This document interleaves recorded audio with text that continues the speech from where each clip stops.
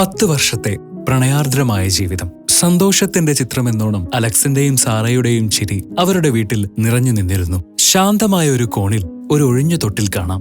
ഉള്ളിലൊതുക്കിയ ആ തീവ്രമായ ആഗ്രഹത്തിന്റെ മൗനമായ ഒരടയാളം. കുടുംബവിരുന്നുകളിലെ വിവാഹമോചനത്തെക്കുറിച്ചുള്ള ബന്ധുക്കളുടെ കുത്തുവാക്കുകൾ അവരെ വല്ലാതെ ശ്വാസം മുട്ടിച്ചു. തന്റെ വിവാഹബന്ധത്തെ തരം താഴ്ത്തുന്ന സംസാരത്തിനെതിരെ അലക്സ് ആഞ്ഞടിച്ചു. അത് സാറയോടുള്ള അവന്റെ അഗാധമായ സ്നേഹമായിരുന്നു. അടുക്കളയിൽ സാറ അവന് ഏറ്റവും പ്രിയപ്പെട്ട ഭക്ഷണം തയ്യാറാക്കുകയായിരുന്നു. സാറ അവന്റെ വിഷമങ്ങൾക്കെല്ലാം കാതോർത്തു. അവന് പിന്തുണയും ആശ്വാസവുമായി അവൾ കൂടെ നിന്നു. മെഴുകുതിരികൾ കത്തിച്ചുവെച്ച അൾത്താരയ്ക്ക് മുന്നിൽ സാറ മുട്ടുകുത്തി മൗനമായി പ്രാർത്ഥിച്ചു, ശാന്തമായ പ്രത്യാശയോടെ. ബാൽക്കണിയിൽ അലക്സ് നക്ഷത്രങ്ങളെ നോക്കി നിന്നു. ഒരു കുഞ്ഞിനു വേണ്ടി നിശബ്ദമായി മനസ്സുനൊന്ത് പ്രാർത്ഥിച്ചു. ജീവിതത്തിലെ കൊച്ചു കൊച്ചു നിമിഷങ്ങളിലൂടെ ആ ബന്ധം കൂടുതൽ ആഴത്തിലായി. അവരുടെ സ്നേഹം കരുത്താർജിച്ചു. ഒരു ദിവസം അവന്റെ തലയിണയിൽ ഒരു പേപ്പറിൽ സാറ സന്തോഷം നിറഞ്ഞ ഒരു രഹസ്യം കുറിച്ചു വെച്ചു. അന്ന് വൈകുന്നേരം സാറ മറ്റൊരാളോടൊപ്പം നിന്ന് മതിമറന്നു ചിരിക്കുന്നത് അലക്സ് കണ്ടു. അലക്സിന്റെ മനസ്സിൽ ഒരു സംശയം നാമ്പിട്ടു.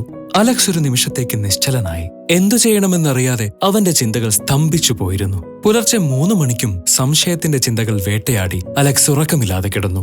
മറ്റൊരാളോടൊപ്പം ഇരുന്ന് ചിരിക്കുന്ന സാറയെ അവൻ മറ്റൊരു കഫയിൽ വെച്ച് കണ്ടു. മറ്റൊരാൾക്കു വേണ്ടിയുള്ള അവളുടെ ആ പുഞ്ചിരി അവനൊരു വഞ്ചനയായി തോന്നി. അവൻ അവരെ പിന്തുടർന്നു. അവന്റെ വേദന ഒരു സംശയമല്ലാതായി. താൻ ചതിക്കപ്പെടുകയാണെന്ന് അവൻ ഉറപ്പിച്ചു. അവരുടെ നിഷ്കളങ്കമായ വിടവാങ്ങൽ ചുംബനം പക്ഷെ അലക്സിനെ സംബന്ധിച്ചിടത്തോളം അത് വഞ്ചനയുടെ അവസാനത്തെ മുദ്രയായിരുന്നു. ഷവറിനു കീഴിൽ അലക്സിന്റെ വേദന അണപൊട്ടിയൊഴുകി. ആ വേദനയിൽ അവൻ സ്വയം ഒറ്റപ്പെട്ടു. അന്നത്തെ അത്താഴം നിശബ്ദവും ഭാരമേറിയതുമായിരുന്നു. അവർക്കിടയിലെ ശൂന്യത ഏറി വന്നു. മീറ്റിംഗിലിരിക്കുമ്പോഴും അലക്സ് മറ്റേതോ ലോകത്തായിരുന്നു. ഹൃദയത്തിലെ സംഘർഷങ്ങൾ കാരണം അവൻ ഒന്നിലും ശ്രദ്ധിക്കാൻ കഴിഞ്ഞില്ല. ഒറ്റയ്ക്കിരുന്ന് അവൻ അവരുടെ വിവാഹ ഫോട്ടോ നെഞ്ചോട് ചേർത്തു.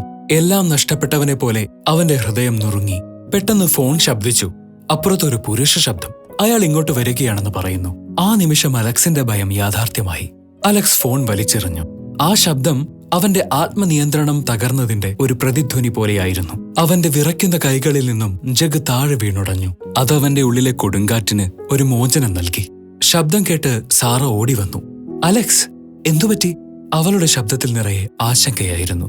വികാരങ്ങളുടെ കുത്തൊഴുക്കിൽ അലക്സ് അവളെ തള്ളിമാറ്റി. ആ ഒരൊറ്റ നിമിഷം കൊണ്ട് അവരുടെ വിശ്വാസത്തിന്റെ അടിത്തറയ്ക്കാണ് വിള്ളൽ വീണത്. അവൾ നിലത്തേക്ക് വീണു. അവളുടെ കൈ ഉടഞ്ഞ ചില്ലിൽ അമർന്നു. അവന്റെ കോപം ഭയത്തിന് വഴിമാറി.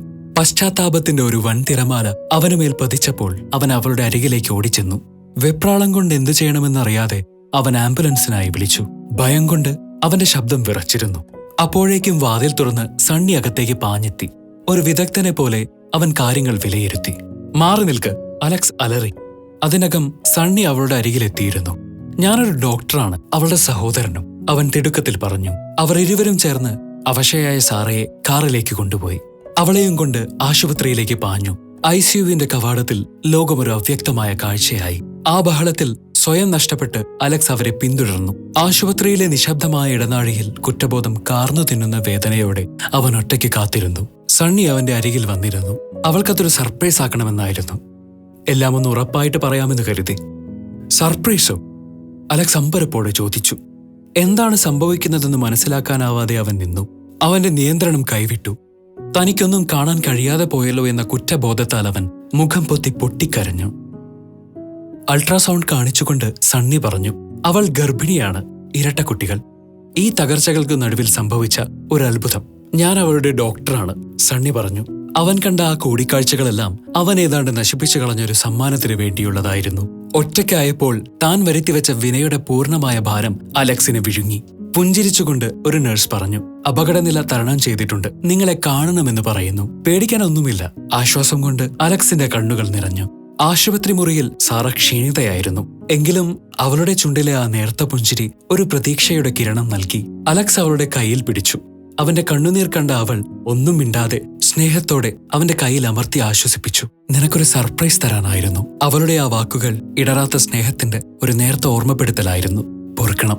വാക്കുകൾക്ക് വേണ്ടി പാടുപെട്ട് അവൻ പറഞ്ഞു, എല്ലാം എന്റെ തെറ്റാണ്, സോറി. സാറ അവന്റെ കവളിൽ തലോടി. ഇനി ഒരിക്കലും സംശയിക്കരുത്, അവൾ മന്ത്രിച്ചു. അതൊരു പുതിയ തുടക്കത്തിന്റെ നിശബ്ദമായ ഉറപ്പായിരുന്നു. ആ അൾട്രാസൗണ്ട് ചിത്രത്തിലേക്ക് നോക്കിയിരിക്കെ അവന്റെ ദുഃഖമെല്ലാം അലിഞ്ഞില്ലാതായി. പകരം ആശ്ചര്യം നിറഞ്ഞ ഒരു പുഞ്ചിരി അവന്റെ മുഖത്ത് പടർന്നു. മാസങ്ങൾ കഴിഞ്ഞിരിക്കുന്നു. ജീവിതം വീണ്ടും ശാന്തമായി. ആ ചിരിക്ക് പഴയ വേദനയുടെ ഓർമ്മകളെ മായ്ക്കാനുള്ള കഴിവുണ്ടായിരുന്നു. വാതിക്കൽ സണ്ണി പുഞ്ചിരിയോടെ നിന്നു. തന്റെ സഹോദരി സുരക്ഷിതയാണെന്നും അവളുടെ കുടുംബം ഭദ്രമാണെന്നും അവൻ കണ്ടു. പുതിയ കുടുംബചിത്രം വീണ്ടെടുത്ത സ്നേഹത്തിന്റെ പ്രതീകമായി. ക്ഷമയോടെ സത്യം തേടിയാൽ ഏത് സംശയത്തെയും മറികടക്കാൻ കഴിയുമെന്ന ഓർമ്മപ്പെടുത്തലായി. ഊഹാപോഹങ്ങൾ വെച്ച് ബന്ധങ്ങൾ തകർക്കരുത്. യഥാർത്ഥ സ്നേഹമെന്നാൽ പരസ്പരം വിശ്വസിക്കുകയും പ്രതികരിക്കുന്നതിനു മുൻപ് കേൾക്കുകയും ചെയ്യുക എന്നതാണ്.